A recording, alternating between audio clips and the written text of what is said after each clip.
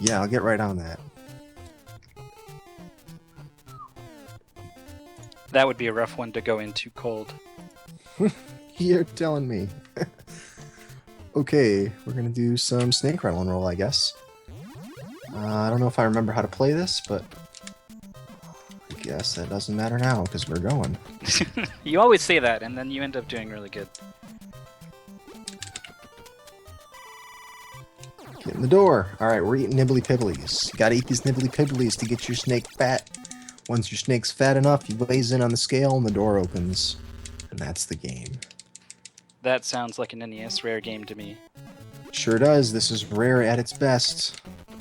Forget Battletoads or DKC or whatever. Oh, what am I doing? I knew I didn't remember how to play this.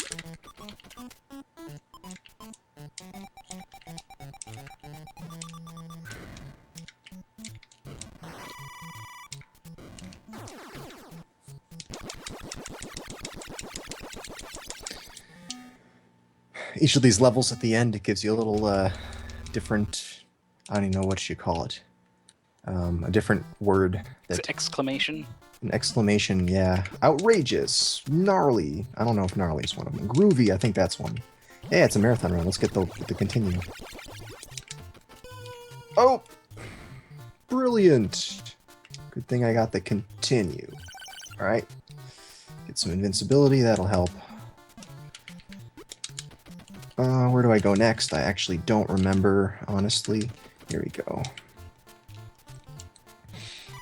Weigh in on the scale. There's a foot! I could lick the foot a bunch to get a 1-up, but I think I'm not going to. I find generally it's a bad idea to lick the foot.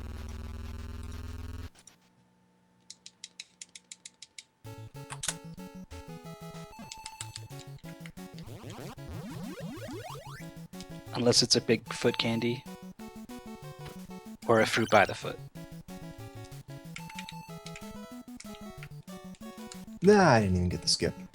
Didn't even get the skip. Reset run.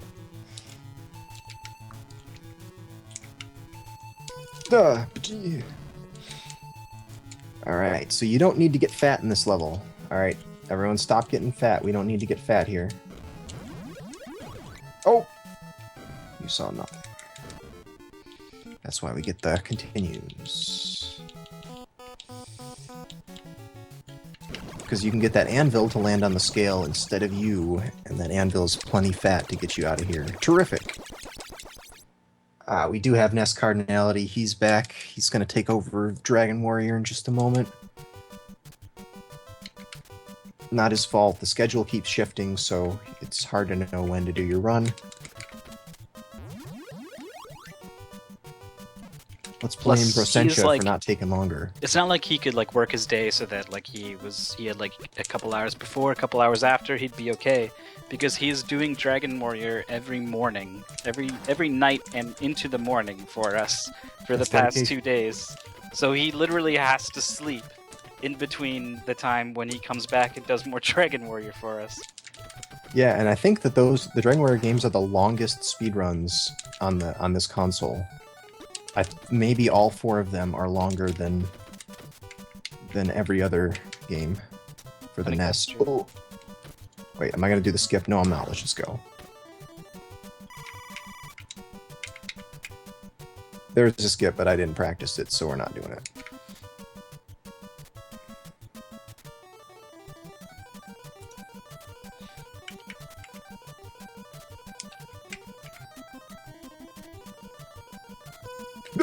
I was reading the chat. Sorry, guys. This is not the time to do that. This is about when the game actually starts getting pretty difficult.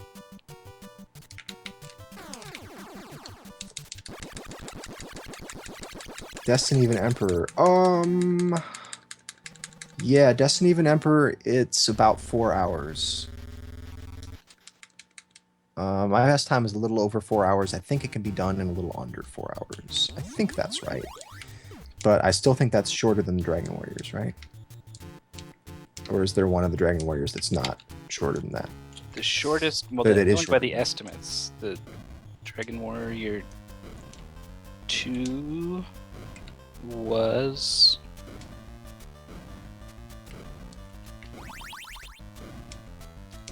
Oh, that's 5:30. So no, I don't think so. Well, Dragon Warrior 3 is a 4:15 estimate.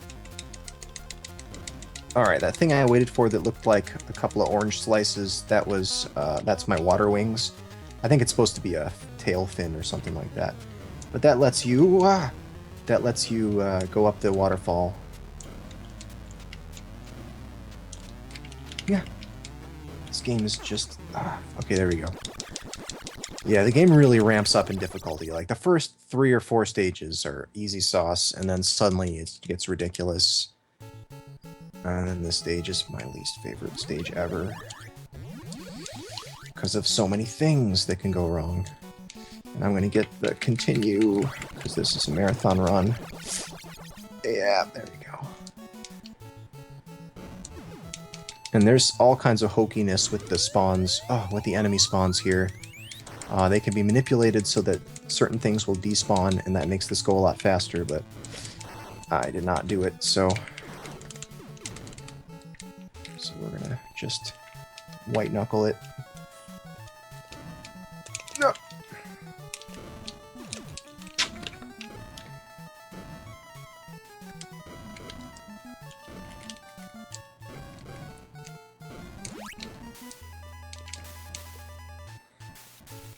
I think someone was working on a one-player, two-controller run of this. I worked on a one-player, two-controller run of it, but I didn't get very far. I think I managed to beat took the up game reins, one-handed. though. Did someone actually do it? That's awesome. You can certainly Someone was save definitely time. talking about it. You can certainly save time by doing it, because you have to eat a lot less. And if you eat a color Pibbly that matches the color of your snake, you get more out of it. So you can divide up who eats what. And this actually, most NES games, when you add 2 people, they don't go faster just because there's more lag or other factors, or they give the enemies more hit points. This game, it actually could be faster with 2. All right, so here they completely change up the mechanics. You gotta mash the A button to swim upwards, or do nothing to float downwards. You gotta use your shadow to gauge exactly where you are in 3D space. This is a really tricky level to do well, and it's extremely RNG heavy. It is the most RNG heavy level of the game, because it's all Pibbly eating, and these Pibblies spawn randomly. Different Pibblies are worth different amounts of points. So it is quite a pain to speedrun this.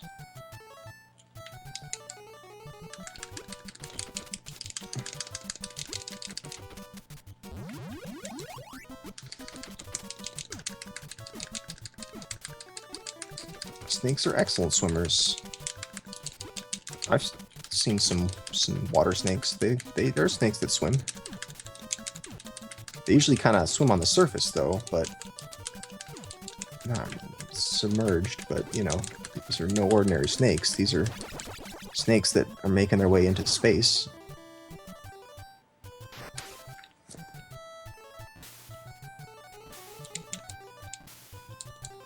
Okay, there we go.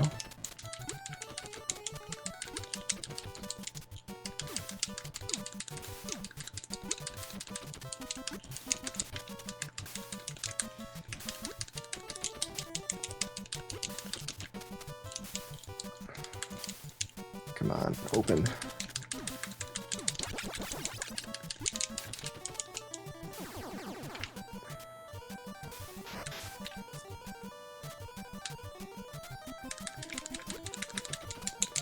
The yellow ones are the most lucrative. They're worth 3. The black ones, you have to hit them several times, but then they'll turn into yellow ones, so those might be worth getting, as opposed to getting like a blue or a pink one or something. Alright, sometimes nothing spawns at all, and you just sit around watching your timer run up. There we go, we're done, so.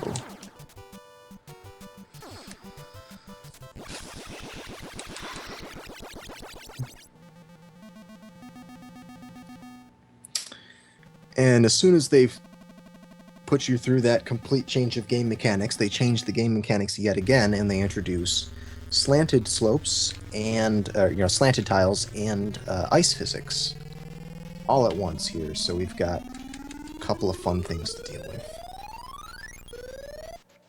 Oh yeah, this I got so many pibblies that the sound wrapped around. All right, I'm not gonna go for the. Oh, fine. No, I won't. I won't go for the skip. There's a skip that barely saves you any time. That's why you collect lots of continues.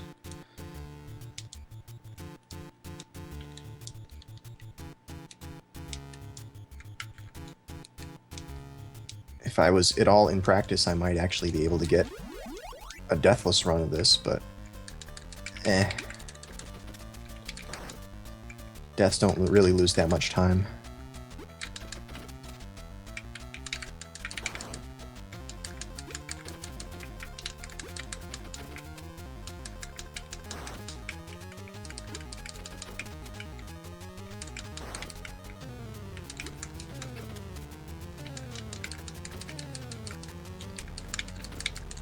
I don't want to get too close to the edge there.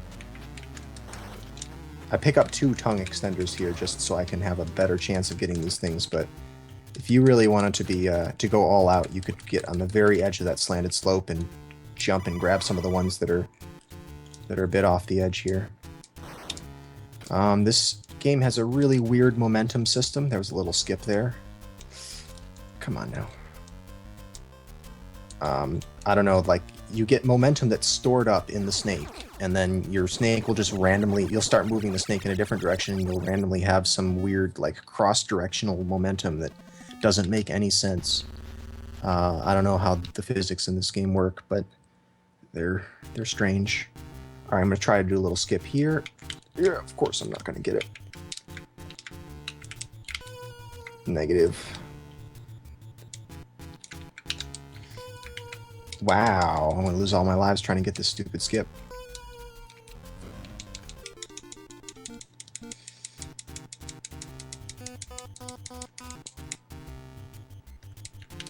There we go. Nice skip. All right, here we go. Here we go. Now more pibbly eating. And the game makes these pibblies more and more aggressive. They just keep turning into bombs. They start trolling you by waiting at the edge for you to get near them, and then they fly away once you get close to them and cause you to fall off. The game does everything it can to troll you. You don't have much space to work with. You've got this foot that's hopping around, and it will instant kill you and take away all the pibblies that you've eaten so far. So you don't want to get stomped by the foot. If you kill the foot, he drops what looks like a 1-up, and then you go to collect it, and it explodes in your face. You don't want any of that. Okay, here we go. We're fat enough. Let's go scale it up. I don't think I need... There's another 1-up down there, but I'm not going to mess with it. And another little skip here. Boom. There's a bunch of skips during this climb. Just small ones. Like there.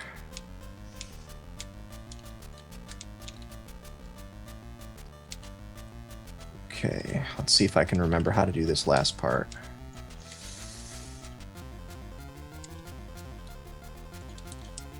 Up here.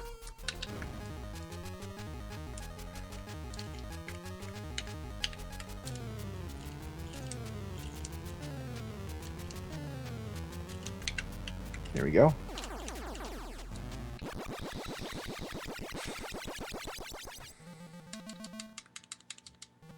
Okay, last level. Well, that was the last level. Now we gotta fight a final boss, which is a foot with a flag on the moon made of cheese. Thank you, Rare. Thank you.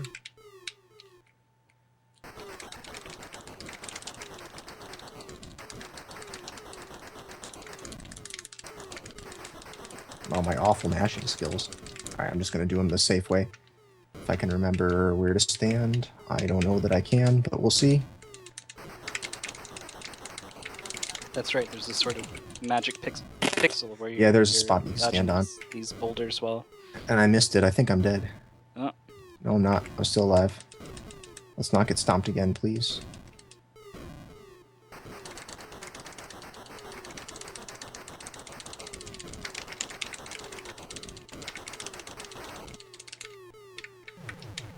There we go. That boss regenerates its hit points pretty quickly, so you actually have to mash to kill the boss, and if you don't, his health is restored almost immediately.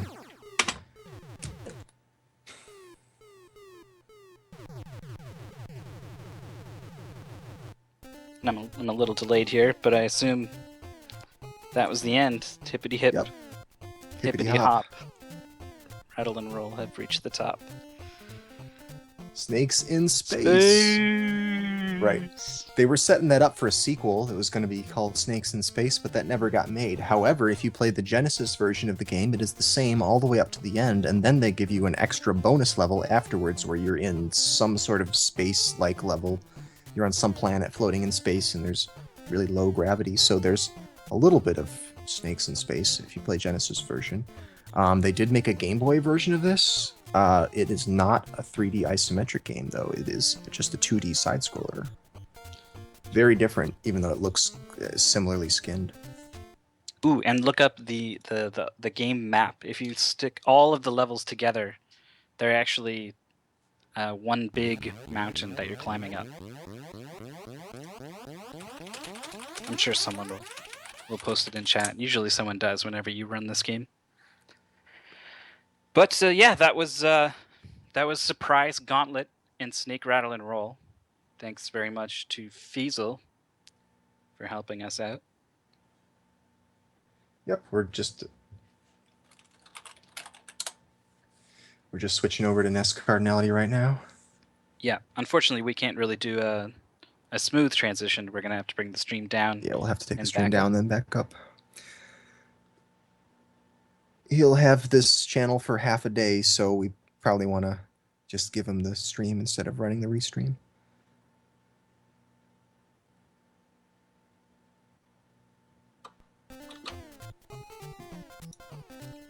And he's going to be bringing you Dragon Warrior 3 and 4. He's been our Dragon Warrior man for the whole marathon.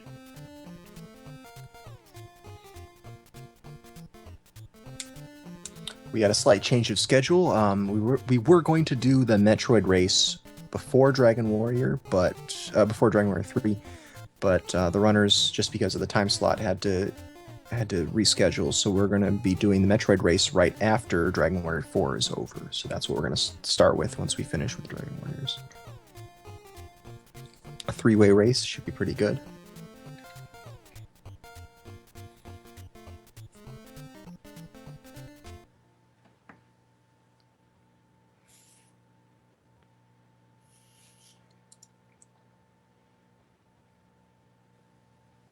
I'm looking forward to Princess Tomato and the Salad Kingdom myself. That game taught me what a persimmon is. Well, it didn't really teach me what it was, just that there was a thing called a persimmon.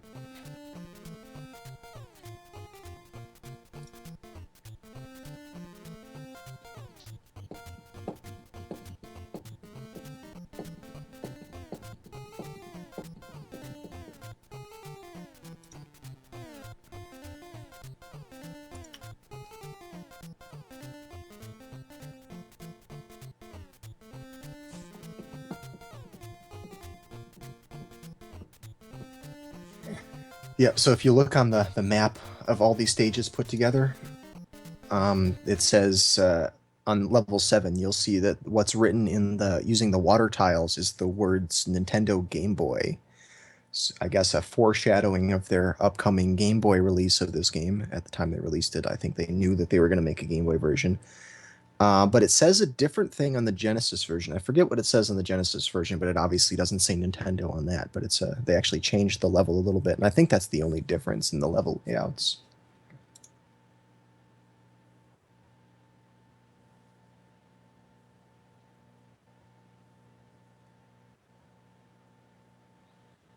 Mm-mm.